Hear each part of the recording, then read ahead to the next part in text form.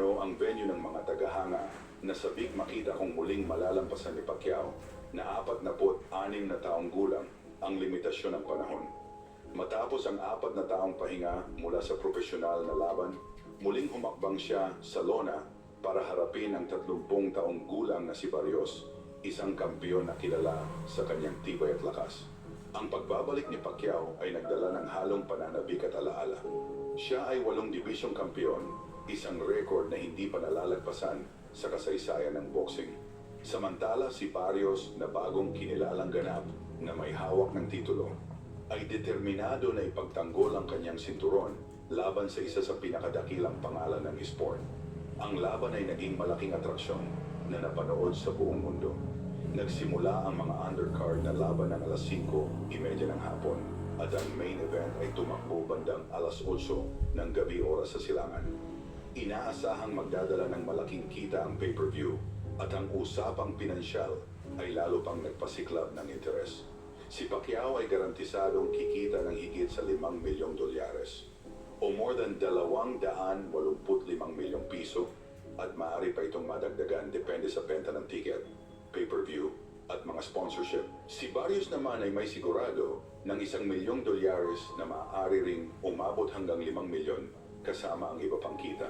Bilang paghahanda, matindi ang naging ensayo ni Pacquiao kasama ang kanyang matagal ng coach.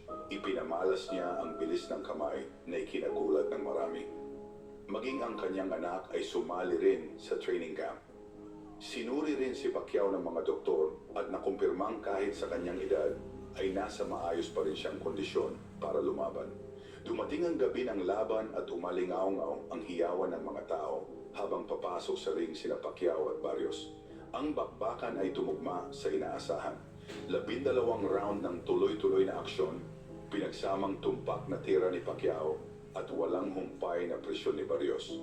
Para sa ilan sa ringside, mas maraming tama ang ipinakita ni Pacquiao, habang ang iba ay naniniwalang mas malinaw ang mga suntok ng mas batang si Barrios.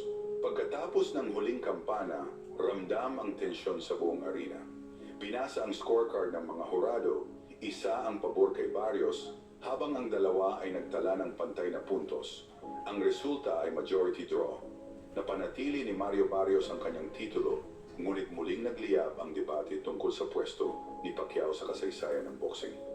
Bagamat may kaunting panghihinayang, iginiit ni Pacquiao na sapat ang ipinakita niyang laban para manalo. Hiyawan ng mga tagahanga nang ipahiwatig niyang open siya sa isa pang malaking laban. Mabilis namang nagsimulang mag-isip ang mga eksperto tungkol sa mga posibleng susunod na laban, kabilang ang matagal nang inaasahang rematch laban sa isa pang kilalang karibal. Nagbigay din ng karagdagang kasiyahan ng mga laban sa undercard, kabilang ang isang junior middleweight rematch na natapos sa 7th round nang magdesisyon ang kabilang kampo na protektahan ng kanilang boksingero.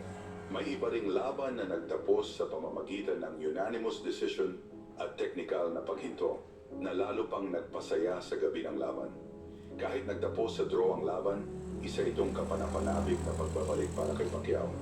Pinatunayan niyang hindi pa kumukupas ang kanyang talento at kaya pa rin niyang magdala ng napakalaking bilang ng manonood at makakuha ng multimilyong dolyar na kita. Pinakita ng gabing iyon kung bakit ang kanyang pangalan ay mananatiling nakaukit sa kasaysayan ng boxing at malinaw na hindi pa tapos ang kanyang kwento. It's amazing how something this small